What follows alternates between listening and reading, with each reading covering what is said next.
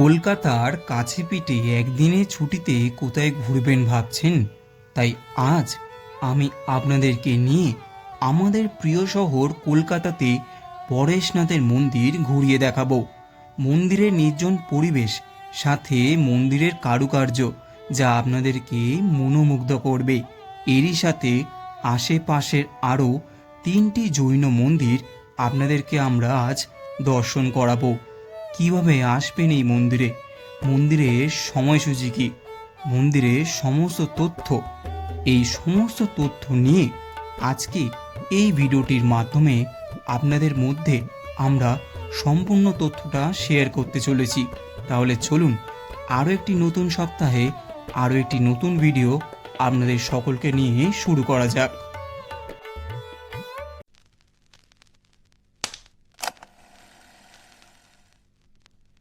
নমস্কার বন্ধুরা, আশা করি সকলে ভালো আছেন এবং সুস্থ আছেন। এই নতুন ভিডিওতে আপনাদের সবাইকে জানিয়ে স্বাগতম। আজকে আমি এসেছি উত্তর কলকাতার মানিকতলার পরেশনাথ মন্দিরে। এই পরেশনাথের মন্দির সপ্তাহে কোন কোন দিন খোলা থাকে, সময়সূচি কি, এখানে কীভাবে আসবেন, এই সমস্ত তথ্য আজকে এই ভিডিওটার মাধ্যমে আপনাদের মধ্যে সবটা শেয়ার করতে চলেছি। তাহলে চলুন আর বেশি কথা না বলে, আর বেশি দেরি না করে আজকে ভিডিওটা শুরু করা যাক। প্রথমে আপনাদের জানাবো আপনারা এই মন্দিরে আসবেন কিভাবে। এই মন্দিরটি অবস্থিত উত্তর কলকাতার মানিকতলা অঞ্চলে। ট্রেনে করে আপনি যদি আসেন, শিয়ালদা স্টেশন থেকে উঠে বিধাননগর স্টেশন নামতে হবে।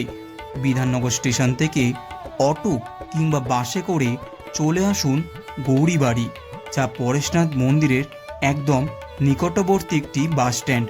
এবং মেট্রো করে এলে শ্যামবাজার মেট্রো স্টেশনে নেমে খান্নার মোড়ে নামতে হবে।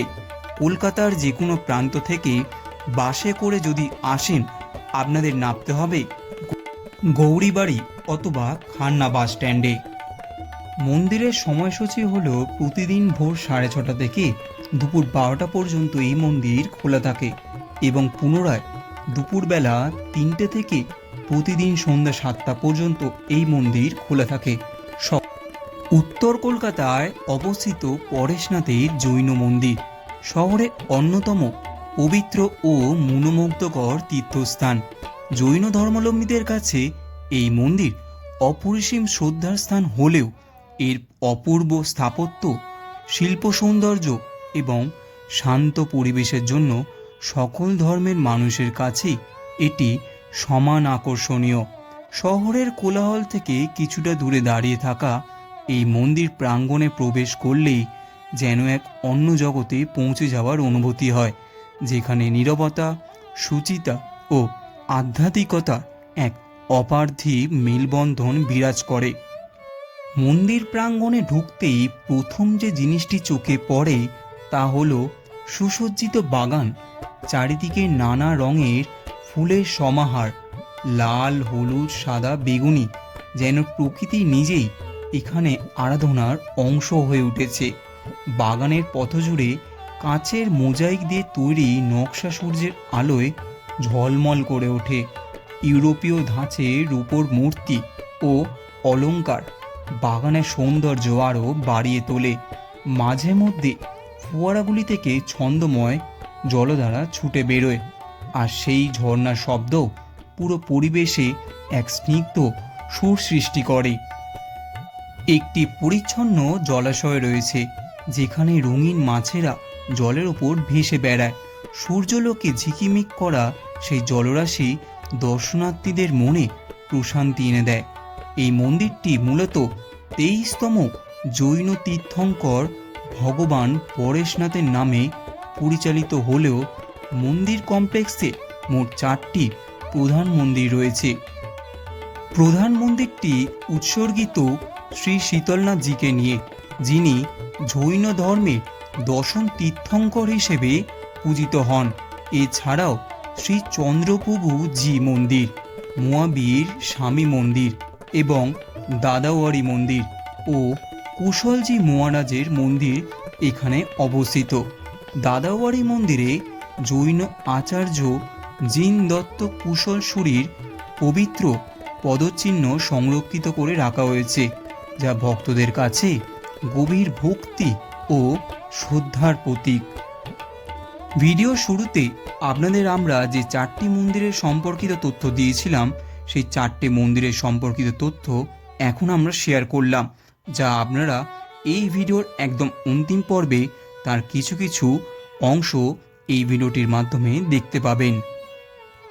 মন্দিরের ইতিহাস সম্পর্কে যদি আমরা বলি, মন্দিরটির ইতিহাস সেই ঊনবিংশ শতাব্দীর সঙ্গে ওতপ্রোতভাবে জড়িয়ে রয়েছে।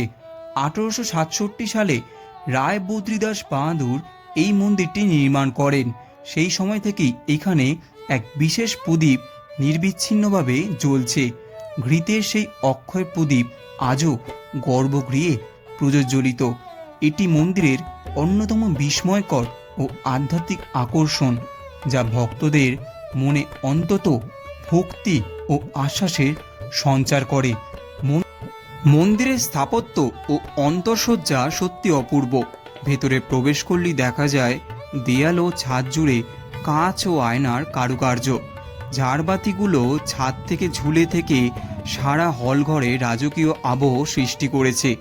মেঝেতে সাজা মার্বেলের ওপর সূক্ষ্ম ফুলের নকশা খচিত, যা শিল্পকলার অনন্য নিদর্শন। প্রতিটি স্তম্ভ, খিলান ও দরজায় রয়েছে নিখুঁত কারুকার্য।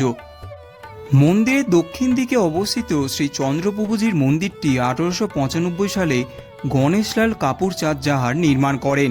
প্রতিটি মন্দিরে নিজস্ব স্থাপত্যরীতি থাকলেও সবগুলোর মধ্যেই এক অভিন্ন পবিত্রতা সুর এখানে বিদ্যমান।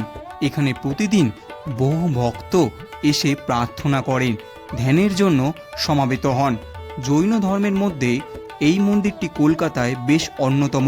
ভাদ্র মাসে পালিত হয় অনেকগুলো এদের উৎসব।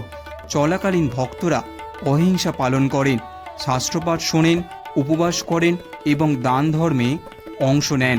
উৎসবের শেষে দিনটি সৎস্বর্গীয় নামে পরিচিত, যা আত্মশুদ্ধি ও ক্ষমা প্রার্থনার দিন হিসেবে বিশেষ তাৎপর্য। এই সময় মন্দির প্রাঙ্গণ ভক্তদের ভিড়ে মুখরিত হয়ে ওঠে, কিন্তু তবু তার অন্তর্নিহিত শান্তি ও শৃঙ্খলা অটুট থাকে। মন্দিরের প্রবেশদ্বার অন্তত দৃষ্টিনন্দন। সূক্ষ্ম অলঙ্করণ ও রঙিন কাচের কাজে একে একে করে তুলেছে আলাদা মাত্রার শিল্প নিদর্শন। ঘুরিয়ে দেখালাম আপনাদের উত্তর কলকাতার মানিকতলা অঞ্চলের পরেশনাথের মন্দির, সাথে আরও 3টে মন্দির। কেমন লাগলো এই ভিডিওটা অবশ্যই আপনার মূল্যবান কমেন্টটা আমাদের ভিডিওর কমেন্ট বক্সে জানাতে ভুলবেন না। ভিডিওটি যদি এই পর্যন্ত আপনার ভালো লেগে থাকে তাহলে ভিডিওটি অবশ্যই লাইক করবেন এবং চ্যানেলটি কিন্তু অবশ্যই সাবস্ক্রাইব করবেন, কারণ কলকাতা এবং পশ্চিমবঙ্গের আনাচে কানাচে কিন্তু ডেস্টিনেশন, এমনই ছোটো ছোটো ডেস্টিনেশন কিন্তু আপনাদের জন্য আমরা পৌঁছে দিতে থাকি এই চ্যানেলে। তাহলে চলুন, দুর্দান্ত একটা ডেস্টিনেশন, দুর্দান্ত একটা জার্নি নিয়ে খুব তাড়াতাড়ি আপনাদের সকলের সাথে দেখা হচ্ছে। ততক্ষণ সকলে ভালো থাকবেন, সুস্থ থাকবেন। স্টে টিউন বাংলার কার।